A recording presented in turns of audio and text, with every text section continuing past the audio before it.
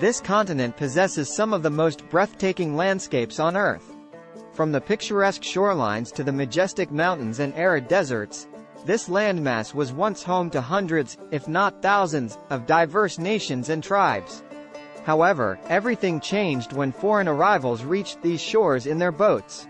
In the spring of 1803, two American politicians visiting Paris seized a remarkable real estate opportunity.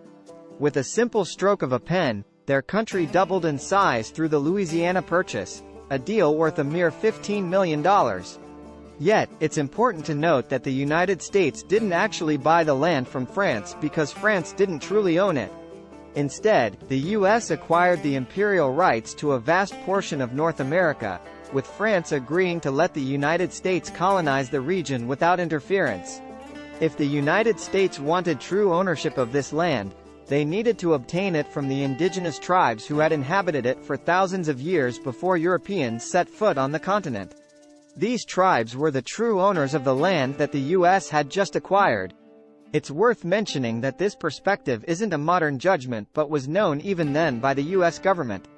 They acknowledged that they would have to negotiate and purchase the land from the native tribes, aiming to establish their administration of Indian affairs based on justice and humanity, as George Washington stated. Instead of resorting to conquest, the U.S. intended to engage in negotiations and sign formal treaties with the native nations, compensating them fairly for their land. They believed that their actions would align with the principles of justice, tranquility, welfare, and liberty emphasized in their founding documents. However, as European settlers flooded into the newly formed United States, the government and settlers began resorting to unethical tactics when faced with tribes' refusal to sell their ancestral lands.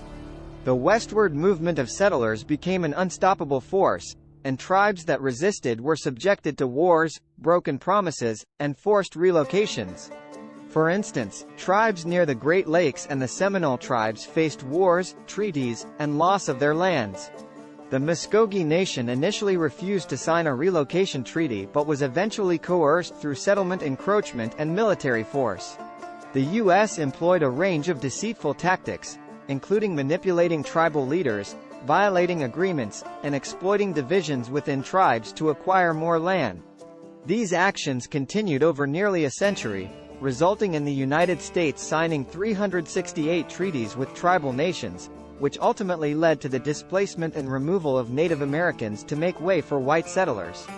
These treaties were a facade of justice and humanity, concealing the true nature of a campaign of imperial conquest.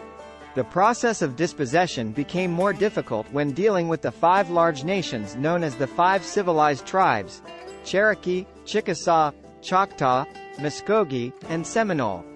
These tribes had lived alongside settlers for a long time, adopting aspects of European culture and practices. They had signed treaties that recognized their rights to the land they inhabited, but their presence became an obstacle to expanding the cotton industry in the Deep South.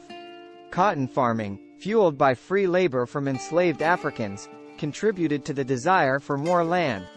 Southern slave owners aimed to clear the Black Belt Prairie, a prime cotton-growing region, for expansion.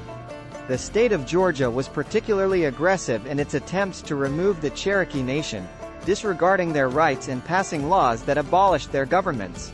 The Cherokee fought back using the U.S. legal system, and even the Supreme Court ruled in their favor, affirming their right to their land and rejecting state interference.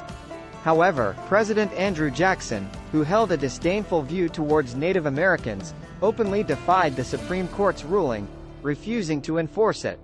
He instead pushed for the Indian removal